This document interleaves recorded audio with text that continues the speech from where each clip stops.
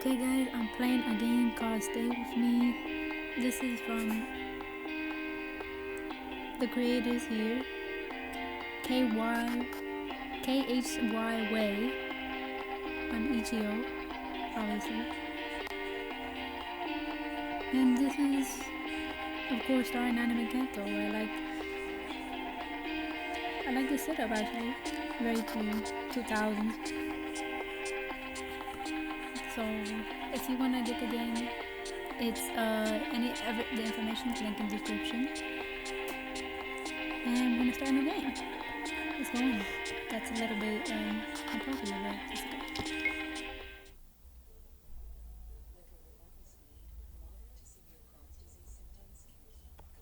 I'm pretty pale in real life, so I'm gonna have to choose this. But I like the inclusion here.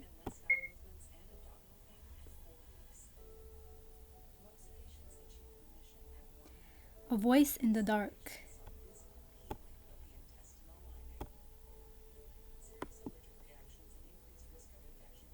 There is a land of the living and a land of the dead.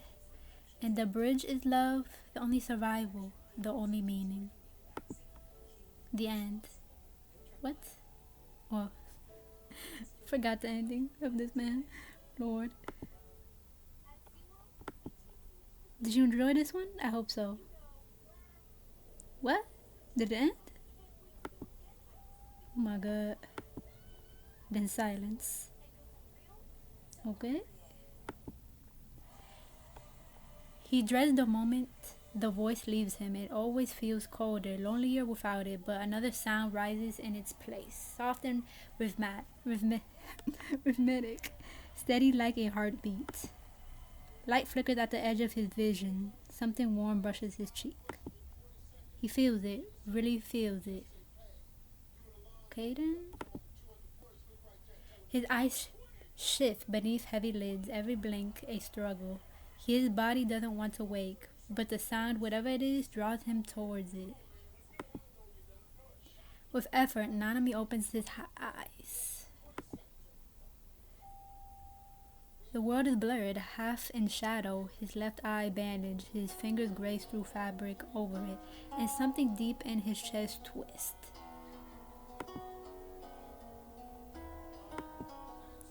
The room is unfamiliar. A table holds medical tools arranged with quiet precision, and in the corner a small stack of books waits, quiet and undisturbed.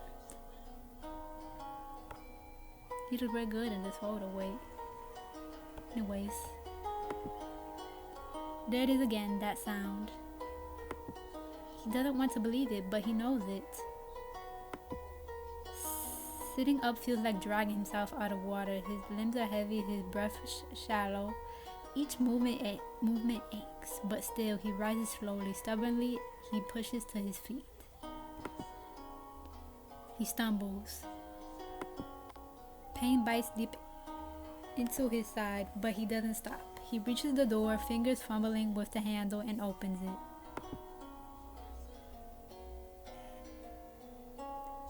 The breeze hits him like a memory, warm, salted, alive. Alive? Well, that is just lovely. This feels real. Isn't it real? Plot twist. Am I dead? That's what I was thinking, bruh. Barefoot, he steps outside. Well, we're on the beach, right?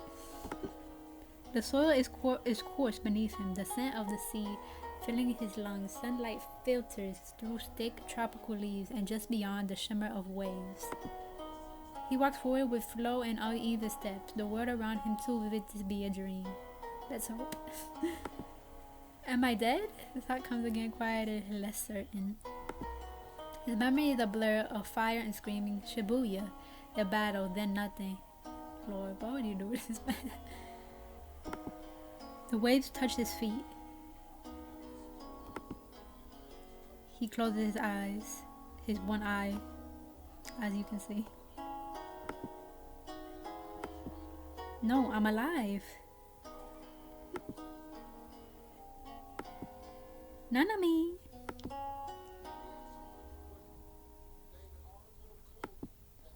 Ooh.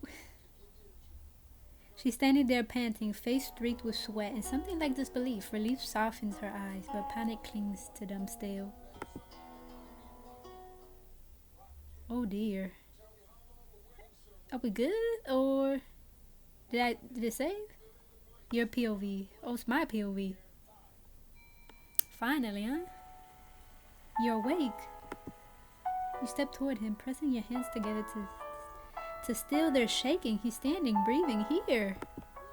Everything is okay now. Please, don't foreshadow anything.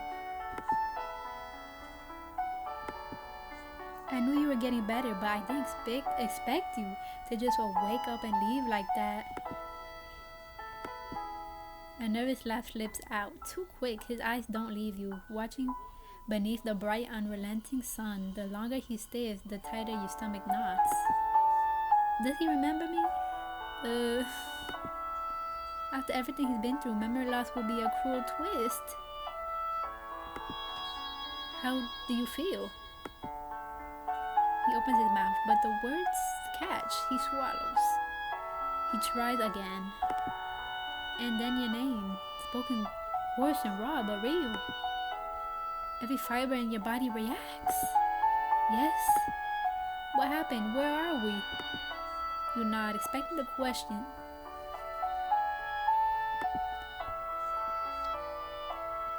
I'll tell you everything, but first let's get you inside. The sun is too strong. Too strong. His legs falter beneath him. He drops to one knee. He's proposing? You rush forward. Oh no, I'm sorry. Nanami. What did I do with proposing? You slip your hand beneath his and steady him. Come on, I've got you. You must be strong then.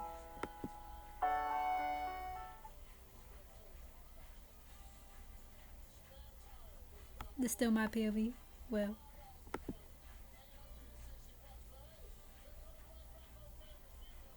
Two months ago, October 31st, Shibuya. Let's go forward, boo. What is this? No. Even before they brought Ino in. Ino? What is we're doing in here? We knew something was wrong. There had been a pressure in the air all day, a weight in your chest you couldn't shake, the kind that whispered someone's life was about to change, maybe end. You stood in the makeshift infirmary beside Shoko, hands stained with blood, antiseptic, trying to stay focused. But your thoughts already drifted too far, past the white sheets, the stretchers, and the flickering overhead lights. To him, Nanami. Where is he? Was he safe? The sound of wings pulled your attention back. Megumi stepped into the room, his whoop Shikigami carrying someone across his back. Was bro in here? I don't remember. It was Ino unconscious. His face was pale, his body limp, chest rising in shallow, uneven breaths. Gojo-sensei has been sealed. You froze. The gauze in your hand crumpled under your tightening grip as Megumi lowered Ino to one of the stretchers, calling out to Shoko. But his voice felt far away, drowned beneath the sudden deafening rush of your heartbeat. If Gojo Satoru was sealed, where's Nanami? Yeah, we don't got time for all these questions. Party inside the barrier. We split up.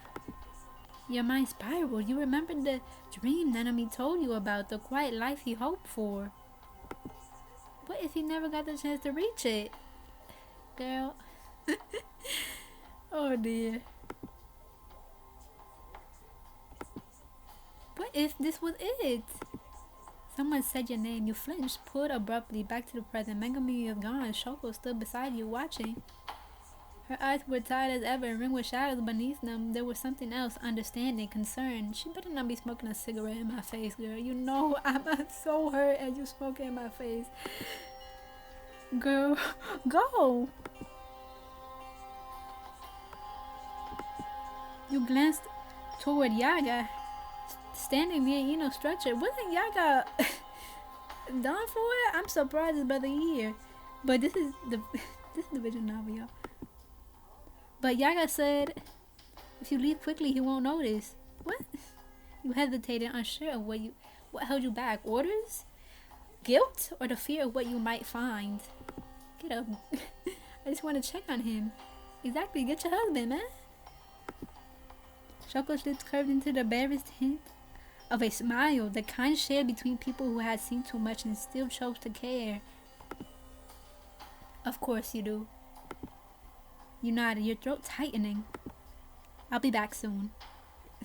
Okay.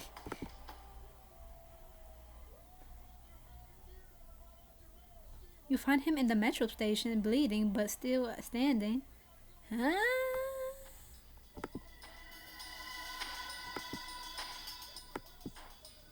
From your position, you saw him alone, facing a powerful curse that loomed nearby, mourning another that was already dissolving into the air like smoke.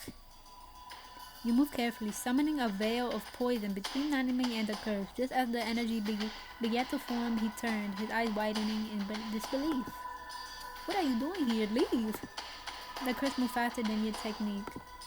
Before the veil could solidify, it hurled a blast of fire. The flames struck the forming barrier, igniting it mid-air. The resulting explosion tore through the platform, sending both of you flying through a wall of shattered glass. You hit the ground hard. Pain bloomed along your side. You tasted blood in your mouth.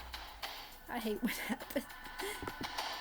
Nanami lay nearby, slumped against the wall, his head lolled, and blood matted in his hair. You heard curses approach and you had to get him out of here. Mojito's voice echoed through the broken not mojito, chicken butt. Like, what is he doing here? No, this man don't quit. You pressed against the wall, struggling to breathe. You hadn't made it far. There were too many curses and transfigured humans. Even if you was Shoko now, you'd be leading them straight to her, to the others.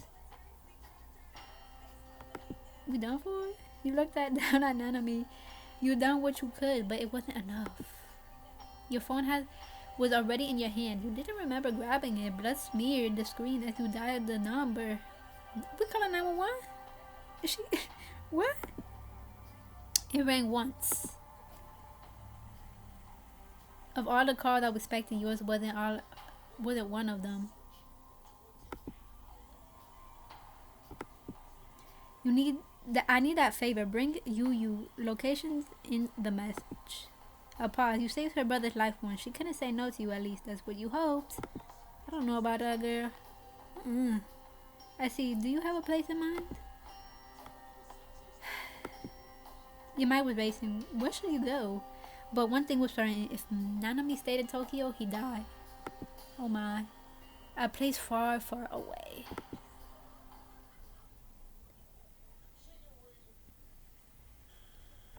We back with him or what happened? Like, come on now. I can go back. The voice on the other end of the line sighs. Okay, we're here. We're back here in the present, right? He got his eye all matted, tatted up. You need to recover properly, Nanami. You just woke up from a coma 2 months. This brother was in a coma for 2 months? Oh my. What? His tone calm but firm. Like, she already knew. She already knows he's going to argue and isn't interested in letting him win. The kids are alright. We've got it covered. Relax. The kids? Oh, the teens, right? But Gojo, that man, it's not the same without him or the others, but we're managing. There's a pause. When she speaks again, her voice softens. And don't feel bad. It's better that you were there, recovering instead of here. With everything that's happened, I don't know if you made it. The Culling Games, it's a fight against Sukuna, Gojo's death. How did so much happen in a short time? You would think, huh?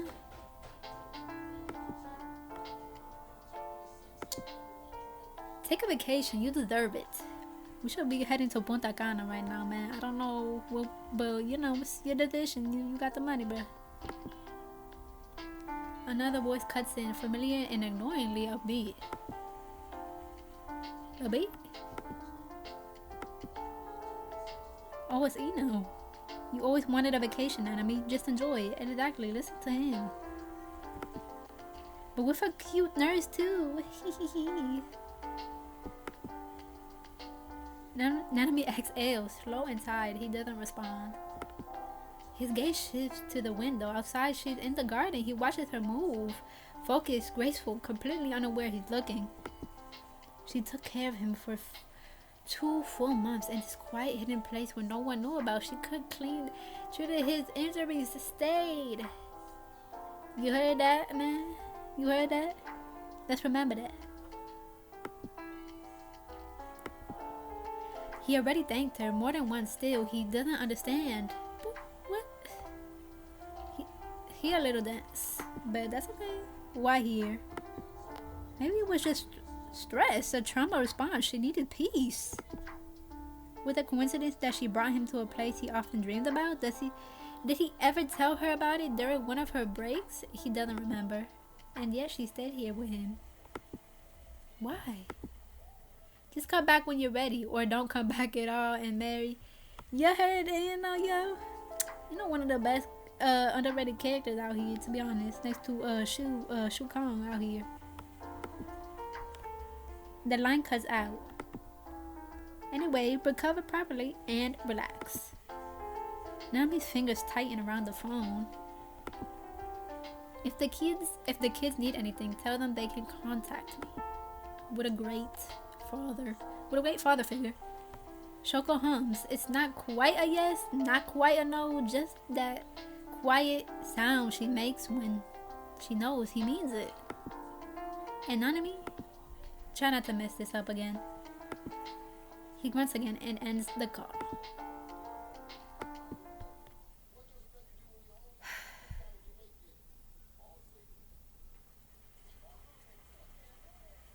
Your POV. The door opens behind you. You glance up.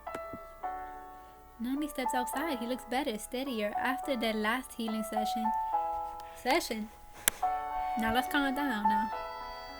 But he still had a way to go before he's fully recovered. Now that he's awake, you can't help but wonder, would he prefer to go back and have Shoko heal him? How is everyone? Are you going to leave? I'm gonna say how is everyone, because I'm not gonna suggest the man leaving. Like, what? Fine, they're still reorganizing after everything that happened. You nod. Though a chill runs through you at the memory, the updates you heard during these 2 months have been overwhelming, distant, chaotic, impossible to look away from. You weren't there to help, you couldn't be, and still, you were grateful. Girl, a lot of things gonna make you grateful after all these years. Grateful that Nanami had been far from it all, from all of it. You and 1,000 other people. You get up and smile at him. Are you ready to change your bandages?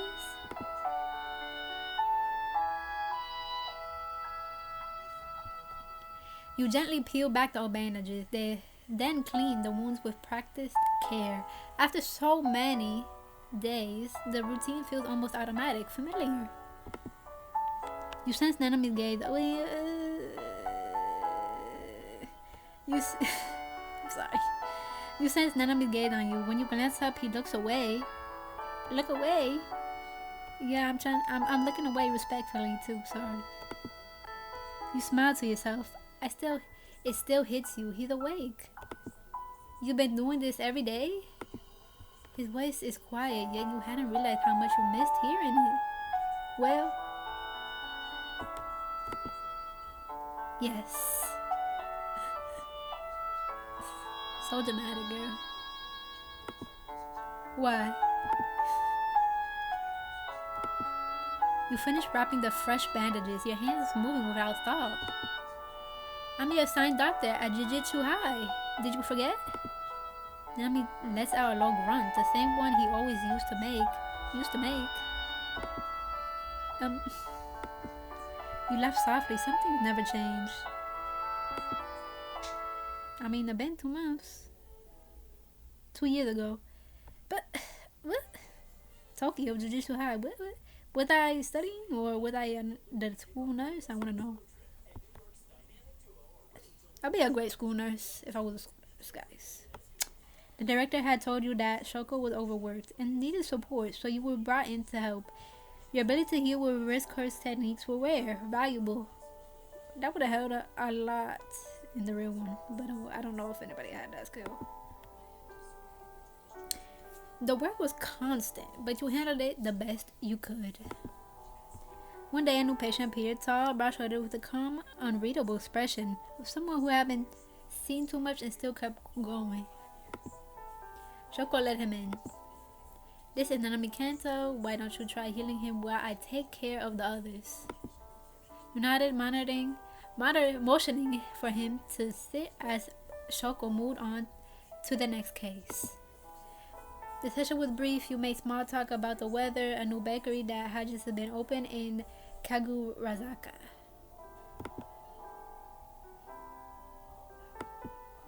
You weren't sure if he was actually listening until he asked what kind of bread they sold. Shoko watched the two of you from across the room, glancing over now and then with a strange little look in her eyes. Is she shipping it or what? Later, as Nanami left, she turned to you. You're going to be responsible for treating him from now on, okay? See?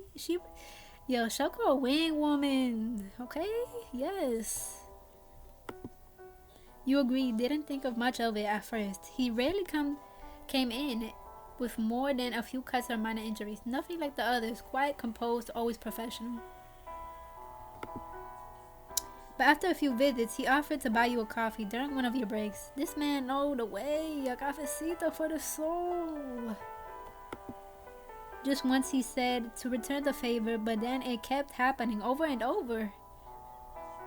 Hello. Sometimes you wonder if he was flirting, but people flirted during work all the time. It's not, is it giving work husband? What is it, work wife, work husband? I'm not feeling that, but we'll see. It was a way to pass the time, nothing more. Still, you liked his presence, the way he listened, and his deadpan humor. Eventually, you grew comfortable around him. He even smiled once or twice. You weren't sure if he meant it, but it stayed with you longer than it should have.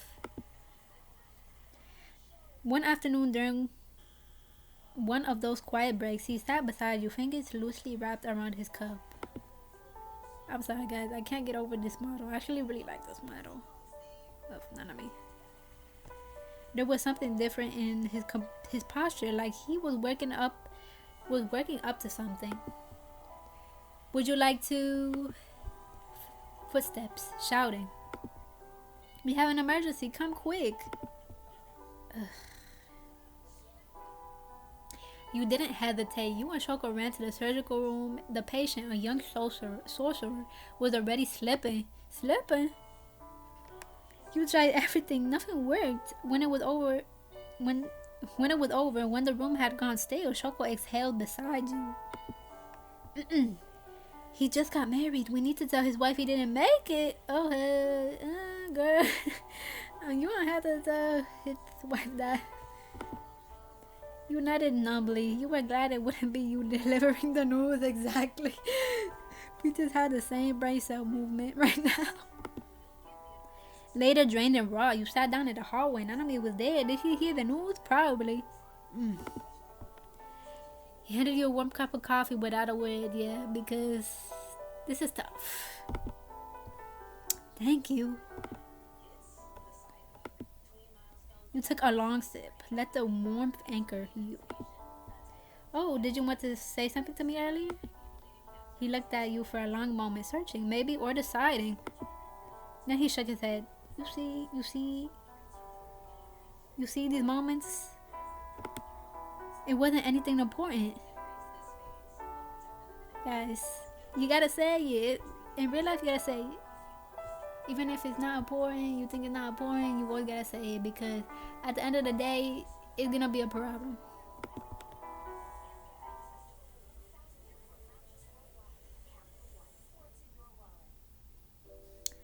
We back over here. The time lapse. At first, Nanami doesn't know what to do with so much free time. He starts with reading. You brought him a small stack of books from the village, some fiction, some poetry, a few obscure ones that you thought might catch his eye. He reads quietly in the house or stretched out in the hammock by the sea, eyes tracing the words as the waves roll in. But one night he turns to you. We sleeping in the same bedroom? Yeah, what happened? What's the living situation? I wanna know. Did you used to read to me before? Maybe. You blink, surprised. Yes, I did. Did you hear it? I've heard that even if the person is in a coma or unconscious, they can still hear you. I've heard that before. I don't know if it's true. I don't know if it's true. Let me know in the comments if it's true or not. Did you hear that? I think so. I made the darkness a bit more bearable. You bite your lip, trying not to smile so too obviously. Do you want me to keep doing it? He hesitates just for a breath. Please. Well, if you're begging, then so you do.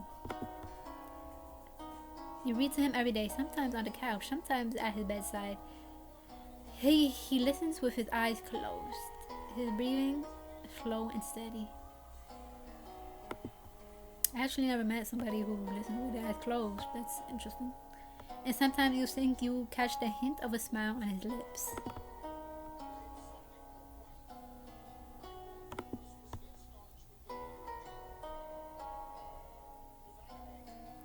Life on that line settles into something soft, peaceful.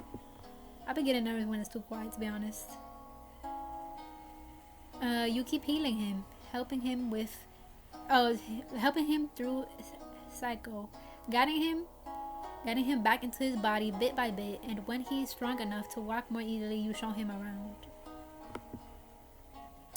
My mother loves the beach. Back in the yard, she would always just want to be at the playa, guys. At the beach. You've grown vegetables in the garden, herbs along the edges. Nanami offers to help, but you refuse. He's not ready yet. Over here, gonna break his back. So he sits in a chair nearby, watching. The breeze tussles his hair. Sometimes he closes his eyes and just breathes, long and deep, like he's never allowed himself to before. After that experience, you need to take a couple breaths. Let me tell you that. Thank you for bringing me here. He pauses. If I had died, I wouldn't have known what this could be. Your heart sinks. He says things like that sometimes, quiet, honest, things he probably doesn't realize affect you the way they do. This place makes you never want to leave, right? You deserve to rest. Yo, why we always over here being crazy, talking about you like he about to cop out of the island, like he's gonna helicopter out of here. No, I'm about to say you deserve to rest.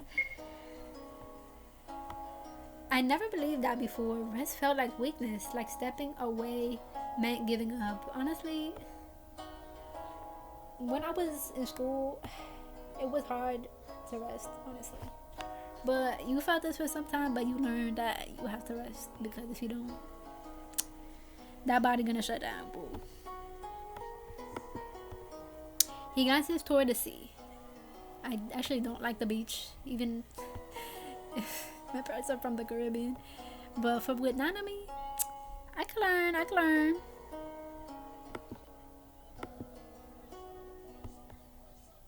But now I think I finally understood the difference.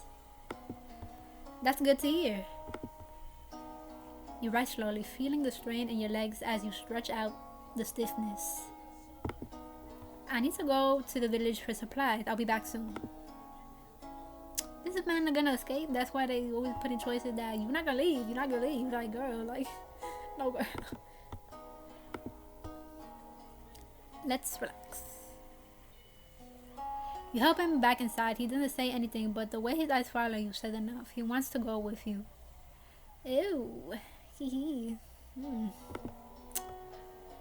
Well, stay inside, okay?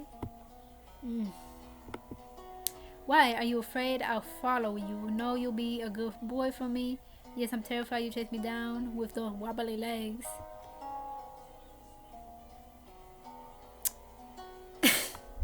Why is this so shady? And this is so like, sir, miss ma'am, what are we talking about? Those, well, not shady, but like, honestly, knowing me, I get very I overthink things, so I feel like I would say this. So I feel like I would say this. I would say this. He helps. More amused than offended. Give me a few more days. I'll be carrying the groceries myself. You see how this man just woke up from a coma a couple days ago or whatever, and he wanna carry these groceries. I'm telling you. Anyways. Then rest up. Prove me wrong. He hums, doesn't reply, just leans back in the chair, watching you go.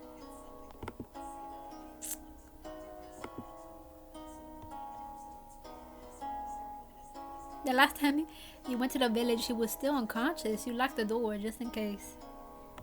We acting like this man a whole prisoner, but now he's awake, mobile, and stubborn. If he wanders too far, he could hurt himself. Well, that too.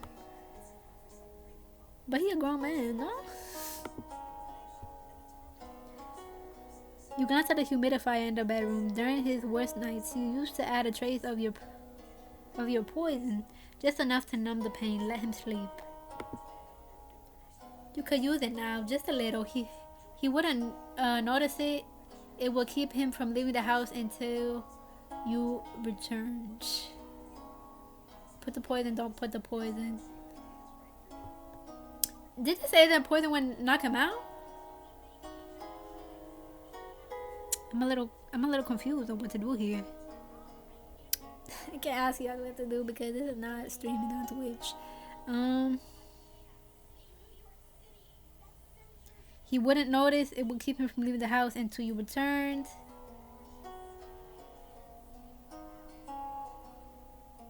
You think Mojito's still out there lurking? Not Mojito. What did I say? Mojito. Mojito. Do you think he's still lurking? Should I put the poison? I just don't want to act like he a prisoner too, though. I'm not gonna put the poison because I do trust Nanami. I'm not gonna do all that. You trust Nanami? He's strong and unclear. Yeah, exactly. It'll be fine. You'll only be gone for a few hours.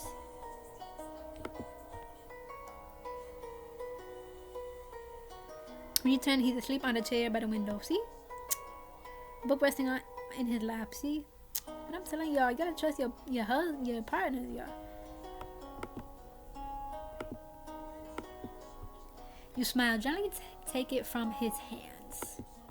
He murmurs your name in his sleep, barely audible. We didn't even put our name though. Your heart stumbles. You don't know when it started. This feeling, but now that it's here, you can't seem to let it go.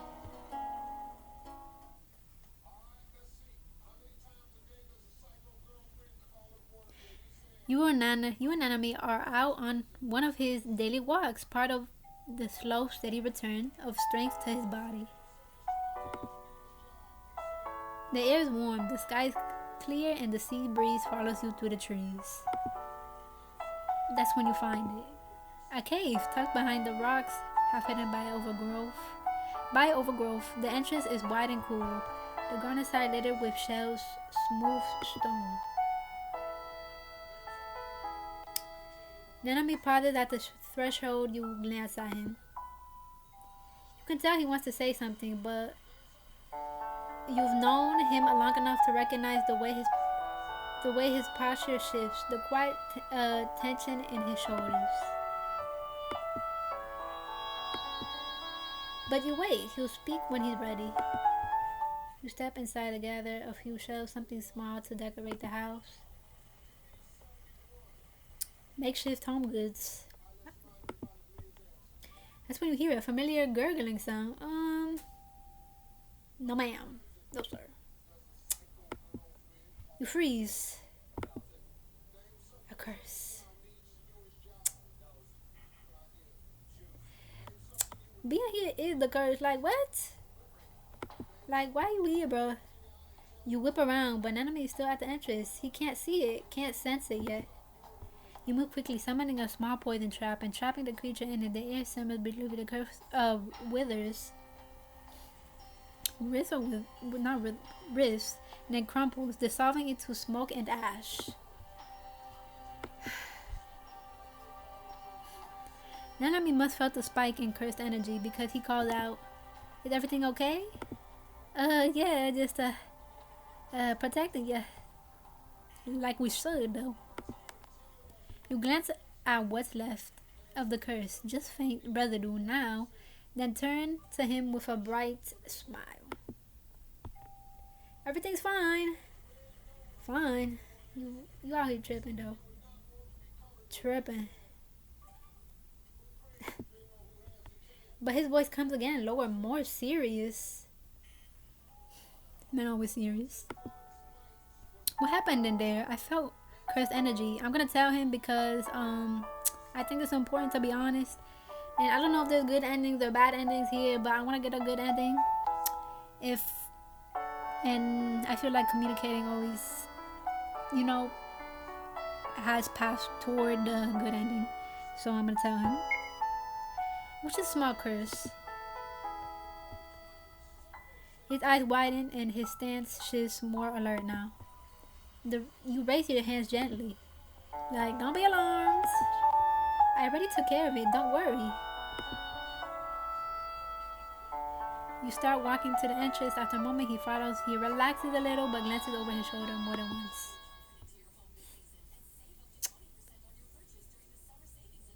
Outside, a low rumble rolls across the sky. And that thunder? It's raining.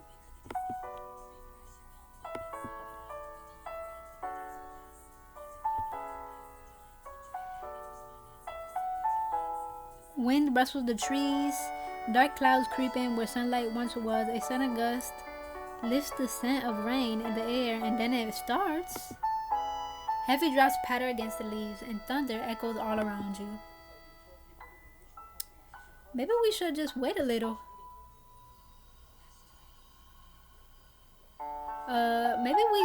Yeah. You find a dry spot beneath a rocky outcrop and sit on a large stone. Nanami joins you, and together you watch the rain pour over the trees and ocean.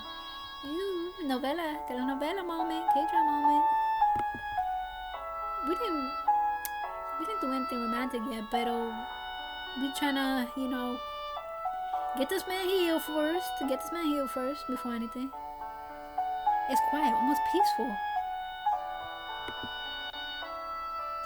Then he speaks. Really?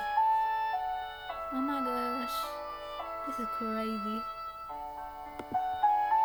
Why did you choose this place? This island? You turn to him. Does he not remember? You told me once you wanted to go to a place just like this.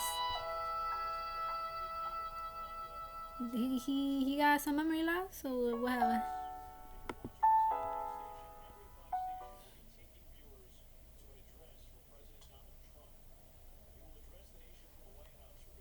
October 30th, one day before the Shibuya accident. Oh my gosh. We back in this tragedy, man. It's too much tragedy up in here. Excuse me.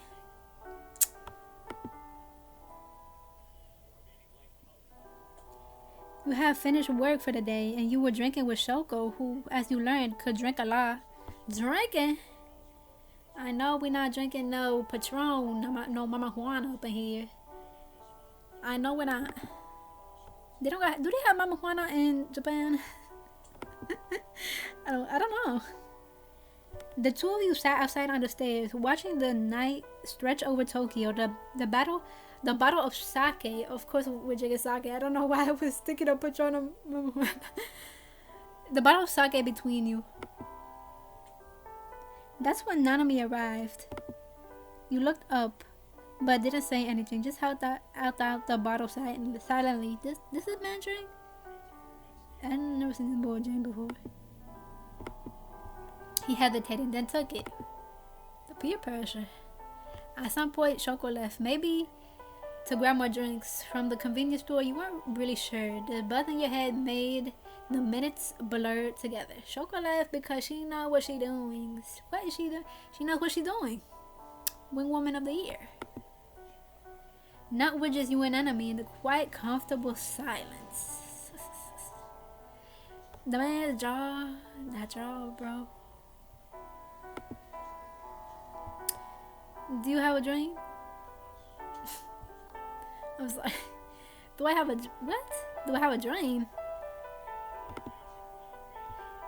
His voice broke the stillness like a stone into still water. You blinked at him. No one had ever asked you that question, and you never asked yourself.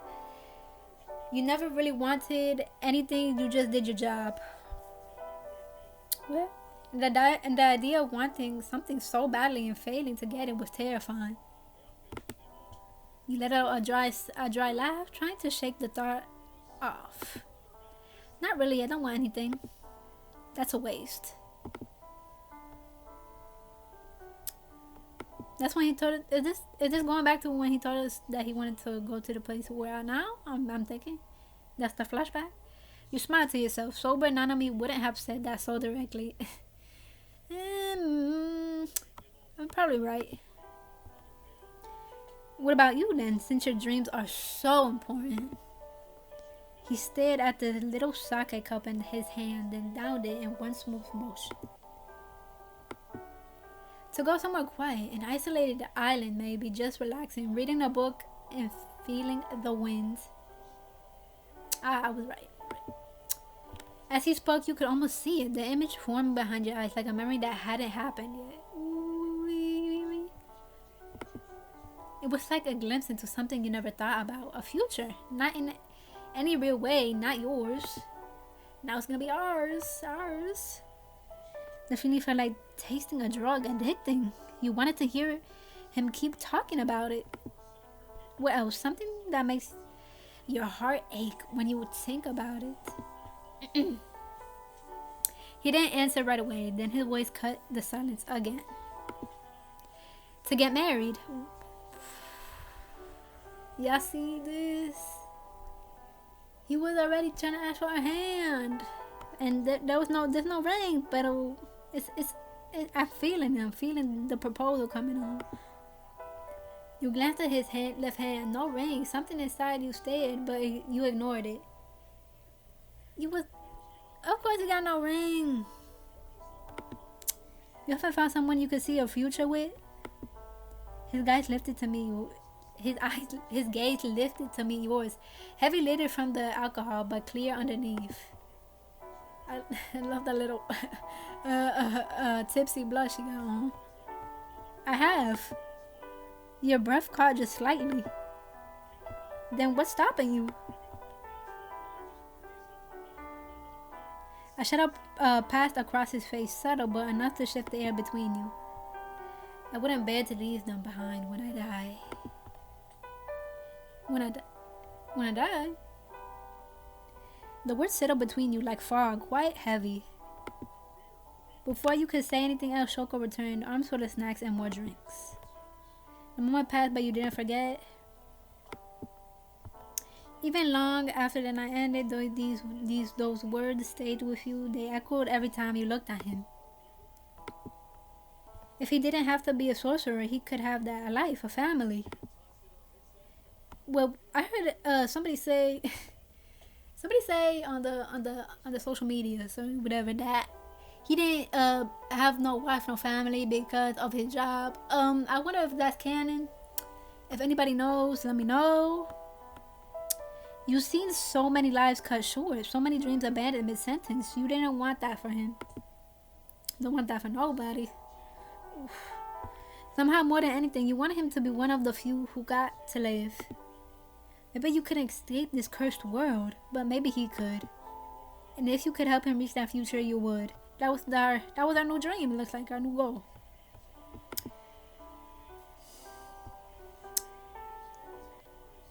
To be continued. Yo. What? That's it? Oh, no. A tape comes out of the TV. You grab it. You have a feeling you should give it to someone. Oh, do I have to move? Oh. I'm so dumb, guys.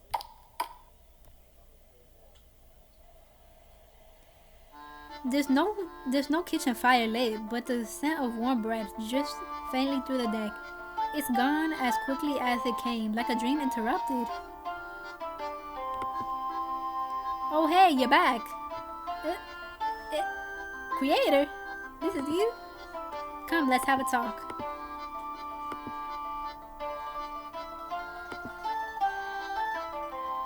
You return the VHS to her. She smiled at you. Thanks, how was it? I hope you enjoyed the first taste of this tape.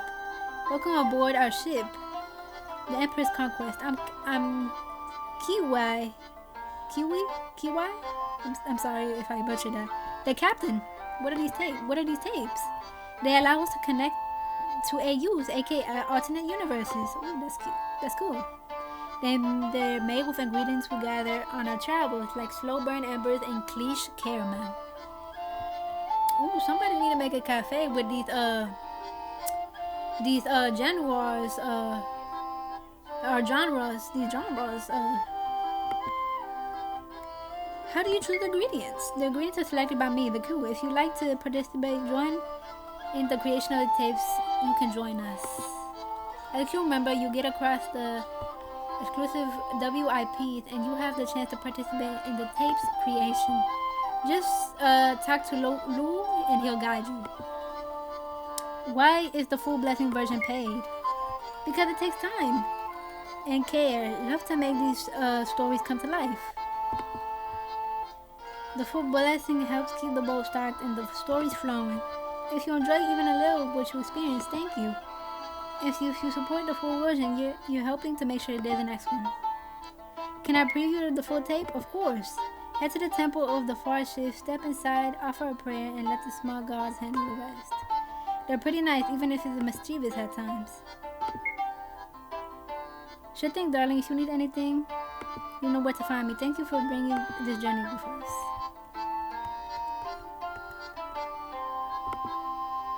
Tape inside is inside a cardboard blank, the service summary.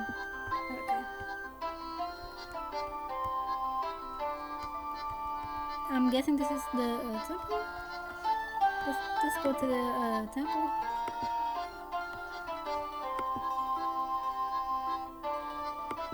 How do you get in here? Yeah, okay.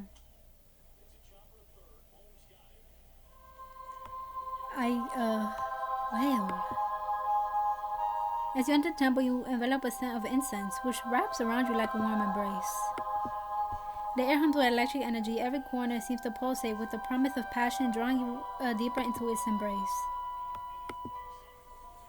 Above you, the statue room, their expressions frozen in a timeless display of mirth and serenity. Despite the stillness of stone, there's a vibrancy to their features as they could wake up at any moment and grant you the lascivious knowledge or endless pleasure.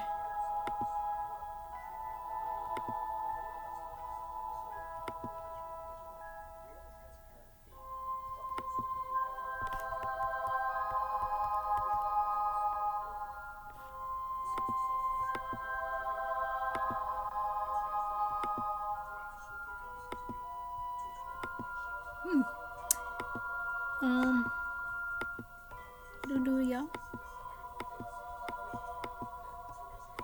Do I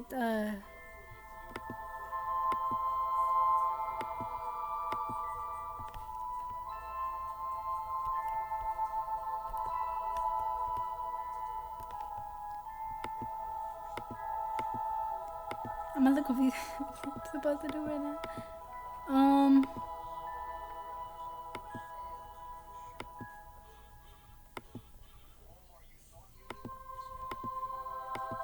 Am I supposed to click something?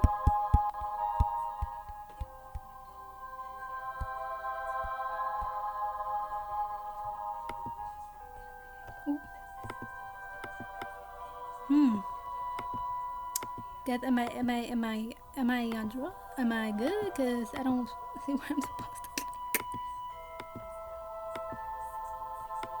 Oh, pray for the preview. Pray for the Okay, guys, I'm gonna stop here. If you wanna see the preview, then let me know, cause I'll play it. But I'm gonna stop here. So that will be all. Thank you guys for tuning in. If you want more, if you want to see the preview or anything else, or any other visual novel or Otome game, then comment down below, because I'll try to play it, you know. And thank you again for the creator, khywae, the name here. Go support them on EGO or any site, you know. Stay with me is the game called. And you know, if you wanna go pay for the play this demo, or play this beginning, or you know, pay for the full version, then go ahead. Honestly, I actually think this had a lot of potential, so I'm pretty sure the full version is will be great too. But if you want to see the preview too, you guys could just tell me down below, and I'll definitely play it for you. Okay, guys, I'll see you next time. Bye.